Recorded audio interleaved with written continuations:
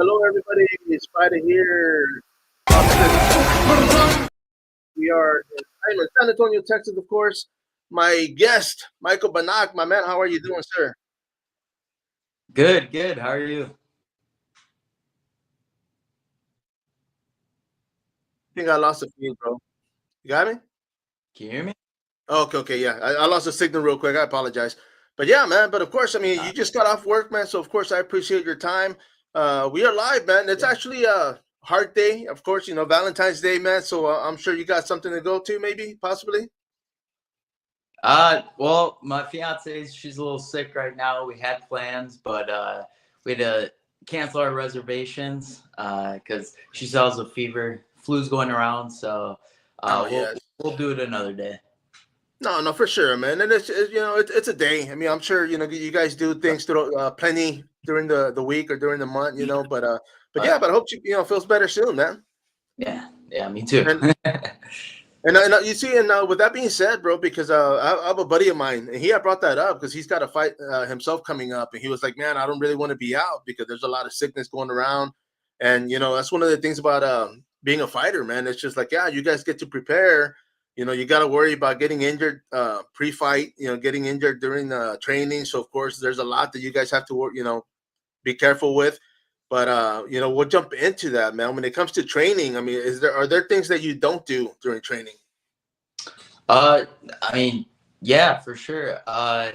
Like I don't drink. I like to indulge in little cannabis myself, but I cut that out for a whole month before the fight, just to really dial in, and I. I believe it like affects your metabolism too, so it helps with the weight cut, not munching as much too, and yeah, just really, I mean, I really focus on the fight camp, obviously, but I still try to do some things to like feel like I'm living like a normal life or whatever. Just like hanging out with my fiance or like just hanging out with friends every now and then and just doing normal activities just to kind of break up the training, but No. really try and dial in. And honestly, like the closer it gets to the fight, I start to honestly like take away a lot of things that do bring me joy. So when it comes to the fight, like I'm just like a pent up, pissed off little guy, So yeah, just I feel like that helps me prepare for the fights. But yeah, my last fight, I had staff twice Oh, during the damn. fight camp, and it was terrible timing. The second time it was like a week out, and I had to go to the doctor. I was on like 3 different antibiotics trying to kill the thing, and it definitely made the weight cut harder Yeah. too. But just push through it. Pray that I'd be able to still fight, and I was able to, and still defend that belt. Wow, dude. No, and that's a lot, man, because I've heard that. I mean, especially antibiotics, man. You retain a lot of weight. So I can only imagine Yeah, trying to cut weight while trying to heal that, man. Because of course, staff's no joke, bro. I mean, I've had friends that they get infected and some get bad. I mean, they get out of hand, but I mean, if you maintain them and stay on them, ahead of time. Yeah, bro. I didn't even think about that, honestly, man. I've forgotten. There's something else to look out for. But of course, man. I mean, when it comes oh to yeah, yeah. training, Infections. yeah, no, I know for sure. And when it comes to training, man, I Yeah, mean, of course, you do come from a grappling background, correct? yeah. So I started wrestling in 7th grade up in Wisconsin, and then all the way through high school and college, I wrestled at the University of Wisconsin Stevens Point. It was a D3 program, and learned a ton in college wrestling. And then 2020, I started training jujitsu. And then about like 6 months later, I started doing MMA after that. So yeah, a heavy grappling background. So like, obviously, I'm still trying to sharpen that up, but now a lot of my training goes towards striking. No, and I was gonna say that too because Having, looking back at it, man. I mean, would you have changed things? I mean, do you think that wrestling is it's a better foundation for yourself, like being a fighter? Oh, for sure.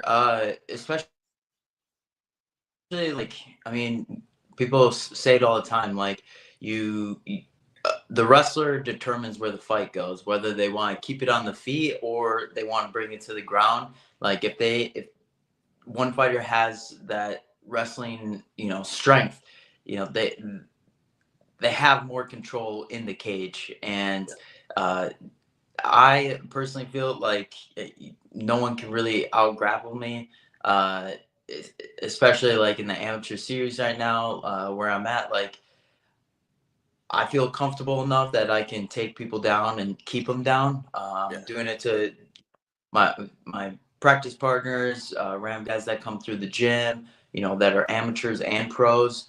So that's definitely a great strength to have.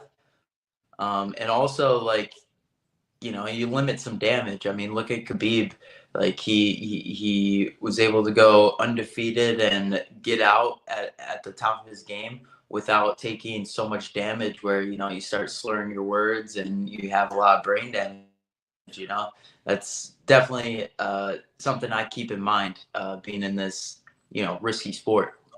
Yeah, bro. No, no joke, man. I mean, that's the biggest thing. I mean, that's a question for a lot of fighters, because I mean, a lot of people don't want to stop fighting. I mean, of course, there's a lot that we always say like, oh man, he's, hang him up, give it up, and but there's promotions like GFL that restarted the brand, picked up a lot of UFC fighters, and a lot of them. I mean, they left the promotion that was with a lot of losses, and people are kind of like shaking their head thinking, man, what are they doing?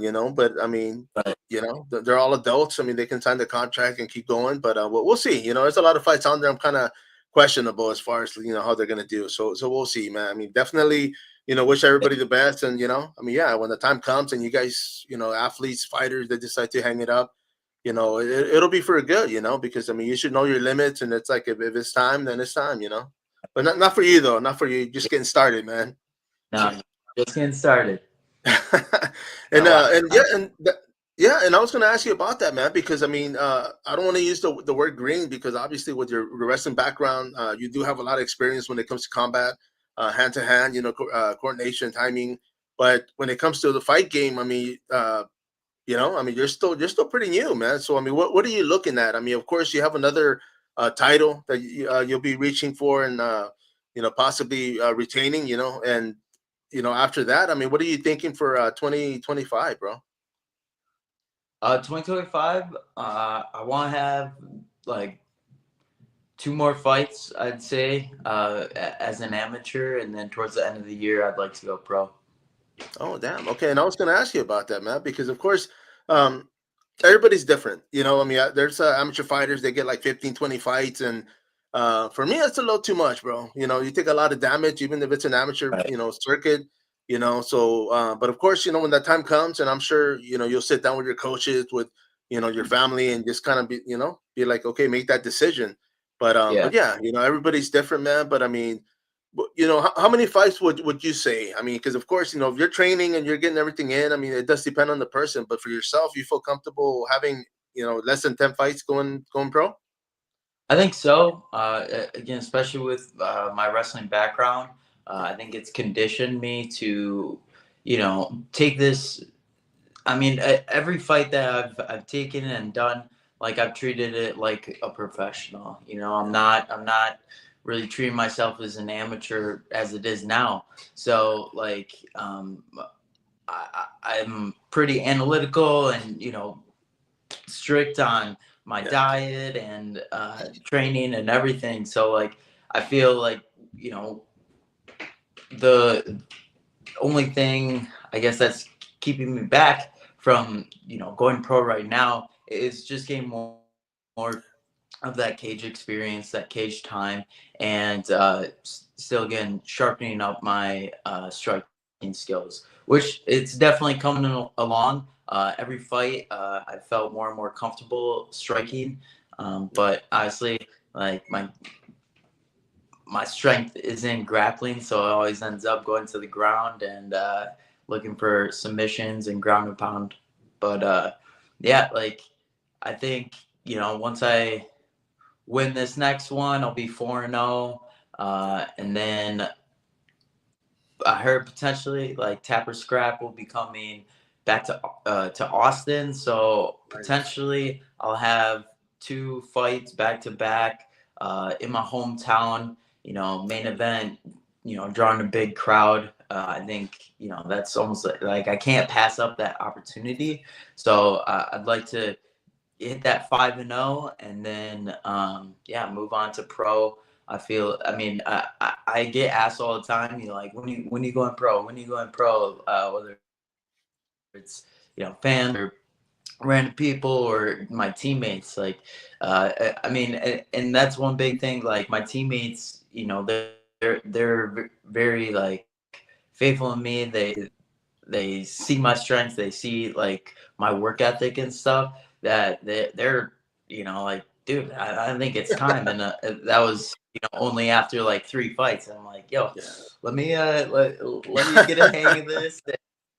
Because like, you know, once you go pro, that those 5-minute periods, that's almost doubling the time in each period. You know, every fight then is like a championship fight 15 minutes.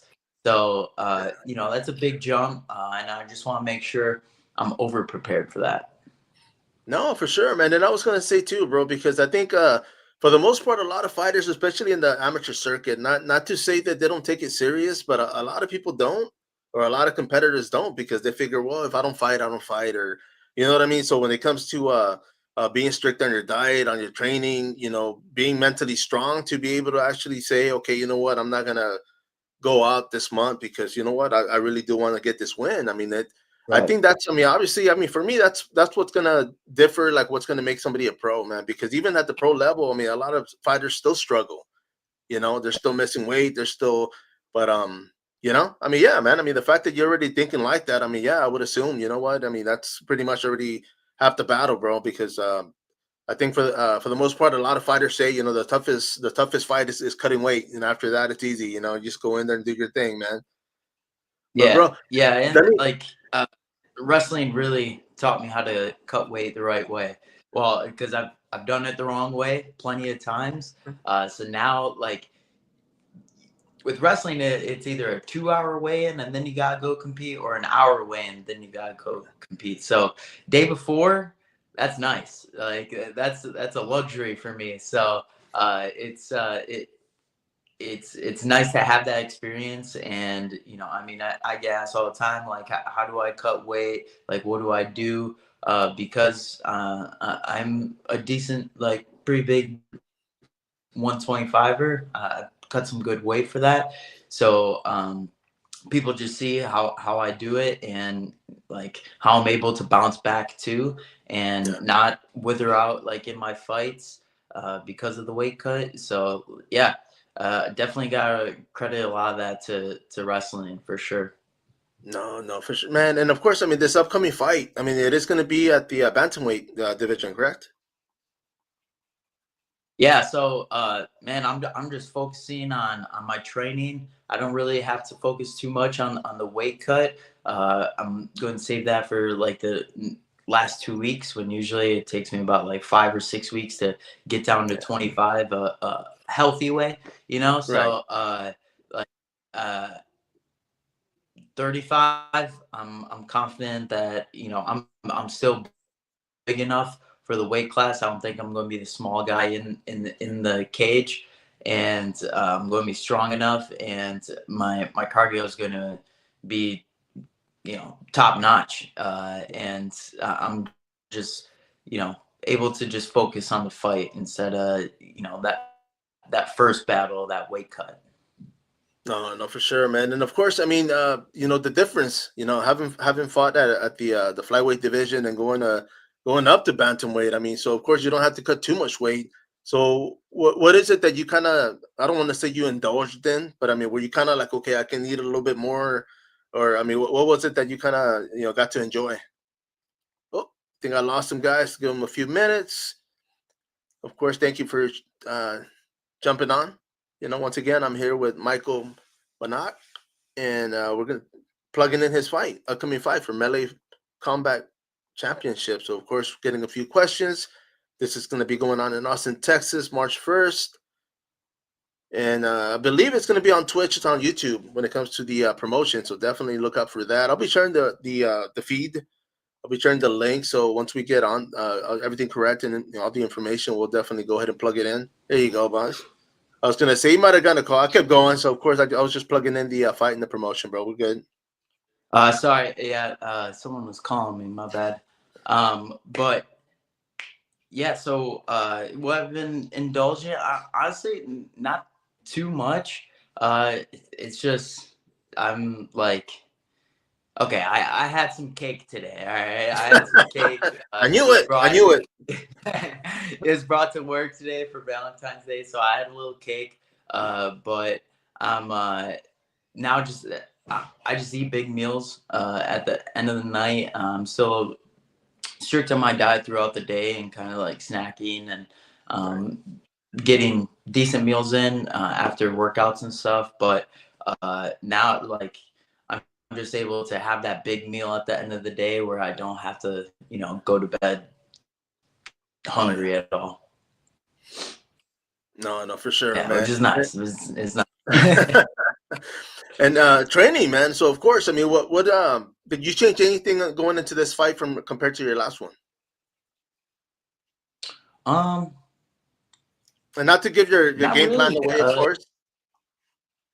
Yeah, I'm like, so I train at two gyms. I train at Val BJJ and Iron Forge MMA, and having those two gyms to work, obviously jiu-jitsu at Val, and I get some good one-on-one work there as well with my coach Danny and David Banta, and then at Iron Forge I get really good looks again with amateurs and pros on our team that and that's like a lot of my MMA work that I get done there, and just strength and conditioning twice a week, and I do cycling. My fiance, she's a cycle instructor, so I do cycling like twice a week in the mornings just to work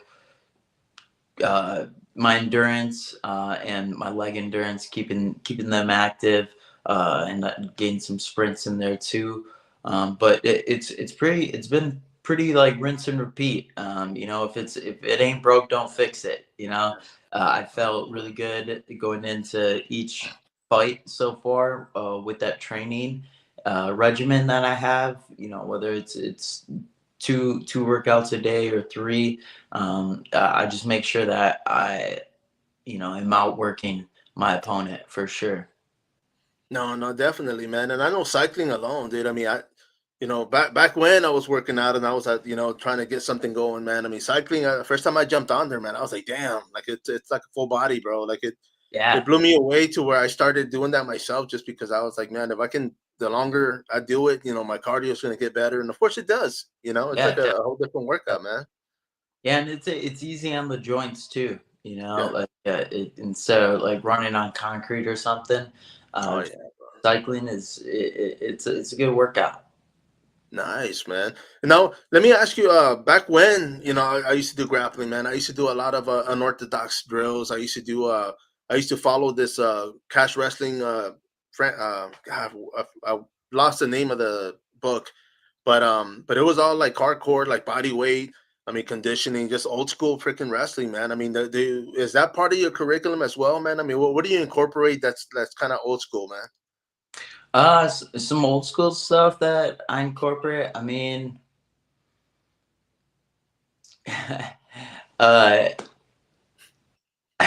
so I do a couple like weird things. I don't know if you can call them old school or just like almost like a mental thing, but like all of the gold medals that I've won, I keep in my gear bag.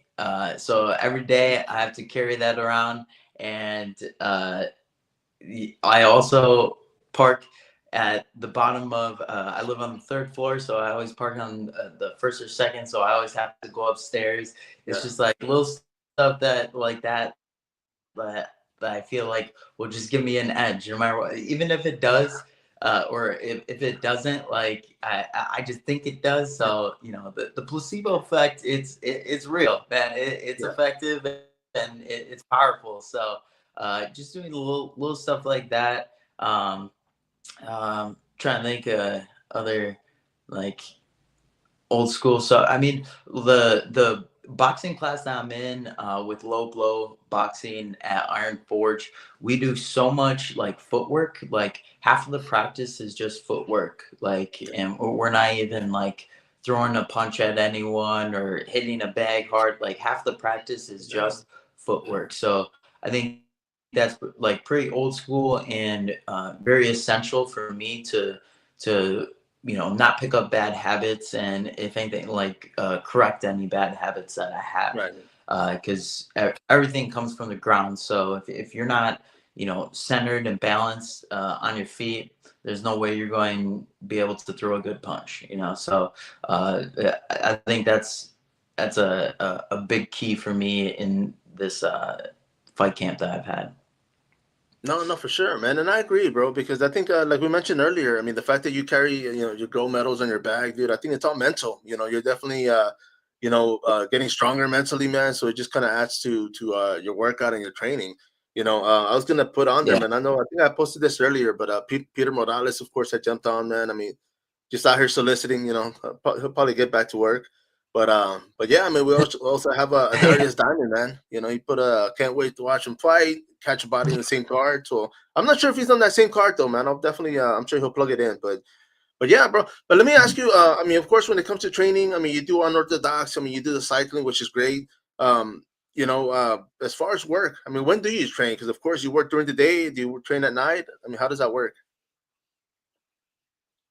Yeah, so usually I train in the morning and then the afternoons and at night. I work at Unique Prints. We're a custom manufacturer or custom apparel manufacturer and like screen printing, embroidery, any promotional products that you need. That's where I also get like my gear made Yeah. through. So like I'm part-time here and then I also coach at Vow. I coach the kids classes there. And I've just it took a few years and it took me to quitting the most cushy job that I've ever had where I had my own office and I was getting paid the most I ever had, close to like what my dad was getting paid at the time. So like it was a great job, but it was not allowing me the flexibility that I needed, Yeah. and my boss at the time was not on track with my future goals and what I wanted to accomplish in the sport. I had my first smoker, and I got head kicked, knocked out, and I had to like take a couple days off. And first day back at the job, he's like, Michael, like, are you sure you want to do this? Like, I can't have you like, taken out because you're injured and whatnot because you're playing grab ass or whatever. Like, and I'm like, like the next week, I was like, I'm out. Like, I'm Yeah. done. Like, I need to find a boss that understands what my goals are and what I want to do, and also find a hybrid position where I can do stuff at home on the computer or Yeah. and also like be here when I need to be. And my boss here at Unique Prince, Tori Martinez, he's been a godsend, man. He really has. He trains. He's a brown belt and in jiu-jitsu, so he understands it. He enjoys it. We're one of the sponsors for Melee that I'm fighting on. Like when I first posted about this being on the main event for Melee, it was so awesome for me because I've been part of Melee because of my work from the very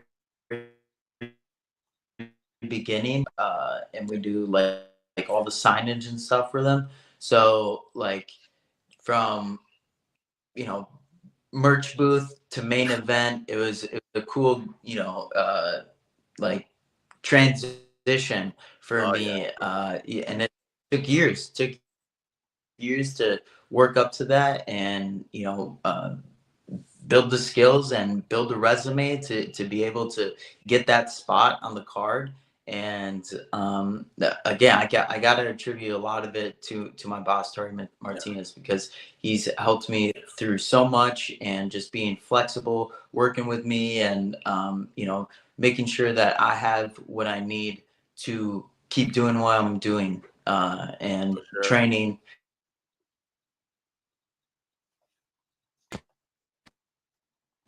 and supporting not only myself but my fiance, and my two kids. No, man. You see, and I was gonna say, man, that's actually it is a blessing, bro. Because I mean, of course, a lot of I mean, companies it's a business, so they don't care. You know, they don't worry about what people have going on. They're like, hey, you got to show up, you got to put out. You know, I get it. You know, it's a business. I mean, but when it comes to having an opportunity to actually be able to go out there and get these opportunities, man, I think it's great. And of course, let's wait for him to get back on real quick. Once again, if you're watching, this is Spider, of course, here, Off Script Sports. We are live. I have Michael Bannach on here. We are plugging in his fight coming up March 1st. This is going to be in Austin, Texas for Melee Combat Championship #4. For those that have, I mean, of course, and their setup is going to be on YouTube and Twitch. So if you're on one or the other or both, definitely log on. There you go, man. There you go. Keep I getting thought maybe calls. your opponent showed up, bro. No. I was like, damn, they're scrapping already, man. Not No, no, yet, you're not good, yet. bro. Every time, if something like that happens, I'm just plugging in the fight, bro. So no worries on my end, dude. I'll keep it running. But yeah, man, I was gonna say, I mean, a lot of it when you have a job like that, I mean, it's great. It's a blessing for sure, because a lot of people don't do that, man. They don't care. I was doing grappling jiu-jitsu like when I was a postal employee, man, and I used to tell my boss like, hey, I gotta be off Saturday, and he's like, man, just don't come, just show up to work Monday, man. I don't care what's broken. And sure enough, bro, I'd show up bruised and beat up, but they were Yeah. cool about it, It's like, I mean, they knew they could depend on me. I'd show up and go to work. So, I mean, they appreciated that. And I mean, I appreciated every opportunity they gave me. But let me ask you, bro, when it comes to working at that shop, because of course you have a gear shirt, bro, but I mean, are you able to make your own stuff as well? Yes, sir. Yes, sir. Oh, sweet, Yeah, man. and Hell yeah. that, that's like one thing that I do here too is like I do a lot of fight shirts Yeah. for my teammates and other like MMA athletes too, and we do our own drops. When I started gear initially, the brand gear, I mean, it was just my fiance was a big inspiration for it, and I also had two buddies. One of them is a 4-1 pro right now, up in Wisconsin, Pure Vita. Dylan Diebitz, he's a badass. Check him out. Oh, yeah. But they inspired me to also like help them and just sponsor them and try to promote them, and Yeah. what they're doing and how cool it is, and how they're putting everything on the line, and working so hard and tirelessly to make sure that they're not on the beating side, Oh, that yeah. they're doing the ass kicking. And eventually, when I started training, I realized, that people weren't really necessarily going to like take me seriously if like I wasn't like 100% about it myself. So I just dove headfirst in the deep end and decided like, all right, this is what I'm going to do. I'm going to represent the brand myself, and do it the only way I know how to do. And that is just work hard, totally immerse myself, and learn everything that I can about it. And now it's just bossing into fighting being my you know career path that of what I want to do. However, with that is like I'm being a fighter, you got to be your own entrepreneur. You got to promote yourself. You Oh got yeah. to, build your own brand, and you need to also have a business side of, mindset on the side of things. So, because like I see, multiple pros that are, still struggling, and so like, working jobs that they don't want to work, and having jobs that don't totally line up with their goals, and having them get in the way of their goals. And I just realized, like, I can't have that. I need to build something as I'm also building myself as a fighter. So that it just kind of turned into that. And now I'm like doing gear reviews on different brands, and trying to also like just get intel on what makes good gear, and what doesn't, what people like, what people don't, and just kind of build that Rolodex of information. So when I'm ready to make my own MMA gloves or whatever, MMA gear gloves, I'll know what needs to be done to make it a good product. And then out, obviously it's far from now, but like, towards the end of my career, I want to come out of fighting with something already built up that I can start building, and transition into. So I don't get that into like a depressed state that some fighters do when they hang up the gloves. I'm definitely thinking long term about everything. Yeah. And that's just how I'm doing it. I don't know, like, I don't know. That's just how I'm built, I No, guess. you know what, man? But it makes sense though, bro. Because I mean, I know a lot of pro fighters. I mean, a lot of guys in the UFC that I got to befriend when they were amateurs themselves, man. And a lot of them don't like social media, bro. And I get it. I don't like it, but it's like I got a podcast, so I got to keep promoting and Right. chiming in and just doing footwork, man. But Yeah, it's yeah, just I mean, it's it's a part of. brilliant idea. You want to build that base just like your wrestling base. You want to have something strong enough to where like if you go one way, you know what, you have it's like an umbrella company. You got 5 different things you can do, and one Exactly. of them will hit. You can keep fighting, and I I mean, doing the reviews is actually pretty genius, man. Do you get companies to send you think. gear, or is this like gear that you've bought and trained with? Yeah, yeah. I mean, it's both, but I've had bigger companies like Robles, Elite Sports. They've sent me some like nogi kits, singlet. What else? I had a smaller company, Shadow Boxer mouth guards. Yeah, One of one of the guys I train with, Greg Johnson. He trains at Satori Mixed yeah. Martial Arts. It's affiliate with Bao. So he actually made me a custom mouth guard Oh, because nice, he wanted me to review it, and just test out his product. And dude. That's dope. that was obviously one of the goals that I had, and it actually happened pretty quickly. I only did like a few reviews, and then I already had people like sending me some stuff, free stuff. So that's awesome. It's definitely an upside to it. I still have some different segments and things, different like sorts of videos that I want to do, kind of going off of that. But yeah, I'm going to keep doing those reviews, and yeah, again, just figuring out what makes good gear, Yeah. you know? No, for sure, man. And I was thinking that too because one of the things, I mean, I still own them, but I mean, I used to collect like I have a pair like of old Pride gloves. I have UFC gloves from like 2002. I mean, and I used to collect every promotion because I was like, man, as soon as I see a fighter from that promotion, I used to get an autograph and do that whole thing. But I also like the concept because every Heck yeah. glove was different. Every glove had like something that some fighters liked Right. that they didn't. And I was just thinking about that, and I was like, man, you should start.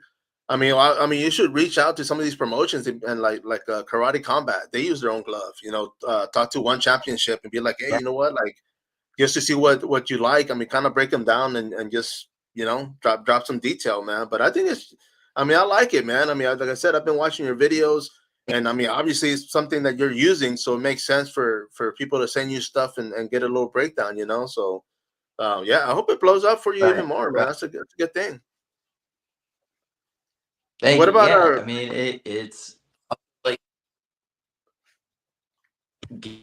gear a lot. So like it's I just get a new brand new and test it out, and then I have a review down for it. And but by the time like I do that review, I keep training in whatever gear that is, and then eventually it goes to shit, and then I gotta get some new gear, and then boom, there's some more gear to review. So yeah, and I just dropped one today on some sandable MMA gloves, and my coach Banta actually gave me those gloves to use, but also he's like, hey, now you can review these because you haven't done these yet. Nice. Hell yeah, Bet. dude. And let me ask you. I mean, of course, you use them till you can't use them no more, right? I mean, you just beat the shit out of them. Oh yeah, for sure. Nice. Yeah, Hell definitely. yeah.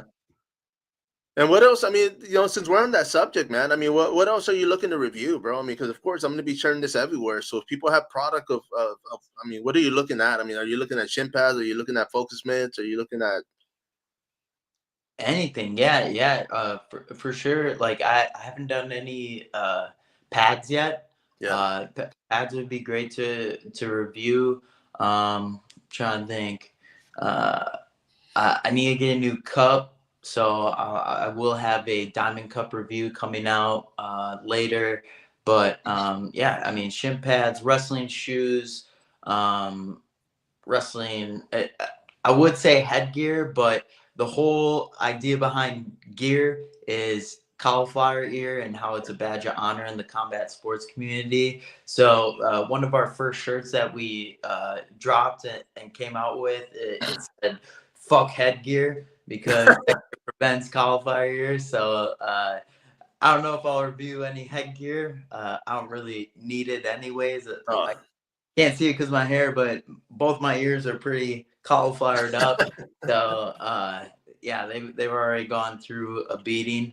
But yeah, wrestling shoes, shin pads, knee pads, elbow pads, even I guess like headgear for sparring.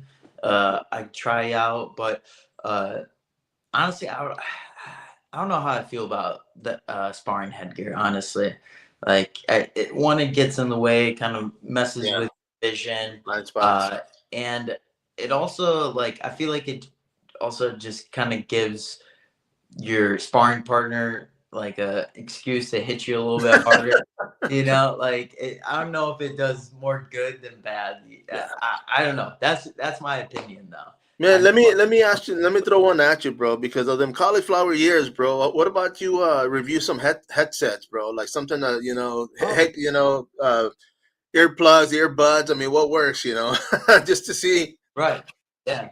Yeah, and there's a company called Collie Buds, where like they're magnets to help like Oh yeah, yeah, if you do have cauliflower that blows up, yeah. it keeps it from blowing back up if once you drain it, because that's a constant struggle. You'll drain it and then you'll go train again, and then it'll just blow right back up, and it's Oh just yeah. a repeating cycle until either you stop training for a while and let it harden up, or you go and get surgery, which I've had to do on both years, which sucks. But No. um, I would love like right now I just have some Beats by Dre over the ear headphones. Yeah. But man, if I could find like just like uh some like AirPods that Yeah. actually fit in my ears, that'd be awesome. So if there's any company out there, let me know because Hell yeah, dude. That's what I'm I would saying, love some. bro. I mean, because I Yeah. brought it up because I had a buddy here locally years back, and he used to have to get wear those big old 80s, 90s like headset, man. And I'm like, bro, like what the hell? He's like, dude, I Right. can't put earbuds in my ear, bro. Like they keep falling off. And I was like, Uh, oh, okay, makes sense. yeah. Dude. Yeah. But of It's course, a pain. no, yeah, yeah. I can only imagine, man. But yeah, bro. I mean, this fight coming up March 1st. It's going to be, of course, in your Sure. hometown. So fighting locally. I mean, you haven't done that when it comes to MMA, right? No, So sir. what are you thinking, bro? I mean, as far as like nervousness, are you anxious? I mean, what's going through your head right now? I mean, I everyone gets a little nervous. But honestly, I think it's just going to feel me even more. My last fight, I had about like I had a VIP table, so we had about 10 people there, and just knowing that that table and that my friends and family, just 10 of them were there, supporting me. Man, it just fueled me even more, and hearing their cheers in the crowd, it just made me want to get that finish quicker, faster, and even more. So like, I mean, having it be in my hometown where like both of my teams at Vow and Iron Forge can be there, and my friends and family will be there. Like it's super exciting to me, and it's just a really great opportunity for me to show in person the energy that I bring and the passion that I bring to the sport. Because this does mean like my past two like post fight interviews, I always say it means everything. Winning like that in front of uh just winning. Okay, it means everything because I pour everything into it. I've changed my whole life for this, and I'm in it for the long run. I'm thinking long term. So every step up that I can make, it's just I'm just getting closer to my goal. And I mean, the, this next one, this Jorge Tercios, like he's in the way of me getting another belt across my waist, and it's just not going to happen. He's 2-0, I'm 3-0. His O's got to go. No, no, for sure, man. And that's one of the things. I mean, when it comes to having an undefeated streak, I mean, it kind of feels like you already have a target on your back. You already have a Yeah. title, so of course, with having a title going in there as a champion already, man. I mean, do you feel any pressure because of all that? I mean, a little bit, but pressure makes diamonds. So like I'm used to it. I've built that pressure. I put that pressure on myself, and really like one thing that I think is very important when you're fighting is that obviously you want to make your family proud. I want to make my fiance, proud, and happy that we're doing this together. But at the end of the day, you're really doing it for yourself. So you're just always trying to prove yourself that you're good enough, that you belong here, and that's the thing. Like I don't like.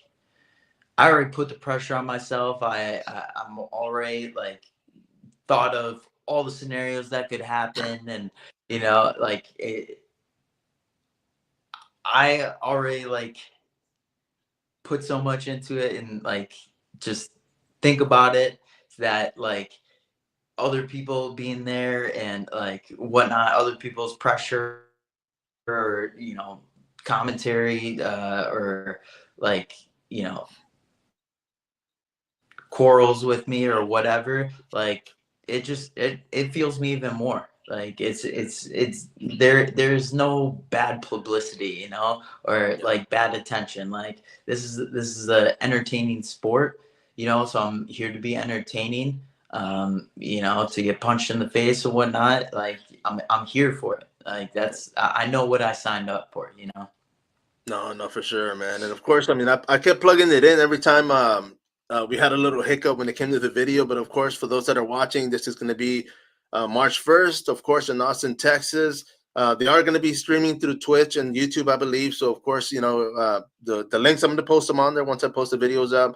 But my man, I mean, of course, training seems to be going great. Of course, everything else. I mean, no injuries. Everything's good, right?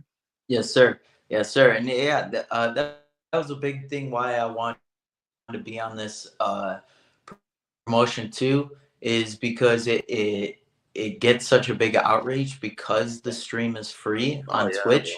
that anyone can go get, and it gets a lot of viewers that, you know, maybe not, you know, huge MMA fans, you know, they're not even casuals, you know, they probably wouldn't watch a fight unless it was on Mizkif's Twitch or not. Like, so it gets a lot of different eyes on you, it gets that attention, and you know, I'm from Wisconsin, so a lot of people that know me, you know, maybe they wouldn't pay for like a, you know, $30 streaming fee or whatever, but now they don't have to. They can just go on Twitch and see me kick this guy's ass.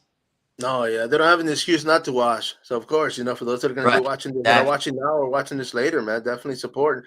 Now, let me ask you, bro. When it comes to your gear reviews, of course, you are on Instagram. Is there any other plug that you use?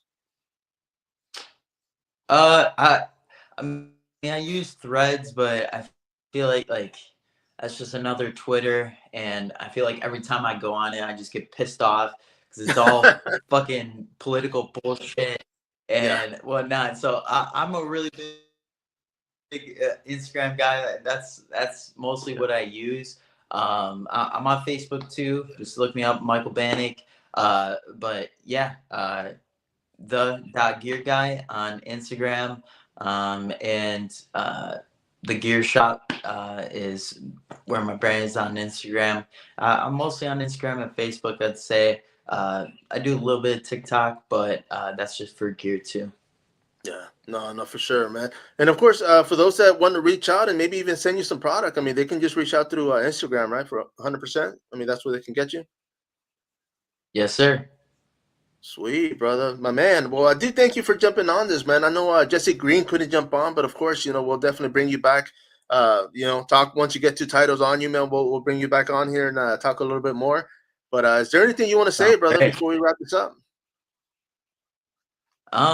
No, thank you for the opportunity. It's always like a blessing to get some coverage, get people interested, and having media outlets like yours. It just makes it easier. And I'm just grateful to be in the position that I'm in, and I have the best support system around me, and I'm more than ready to go get this belt. Sweet, brother. Well, yeah, man. I mean, we definitely we're pulling for you, man. Hope everything's 100% once you get there. And we thank you for jumping on here, bro. Of course, you know, so don't hang up yet, brother. But everybody out there, of course, once again, make sure you follow up. This is Spider, Oscar Sports. Next time.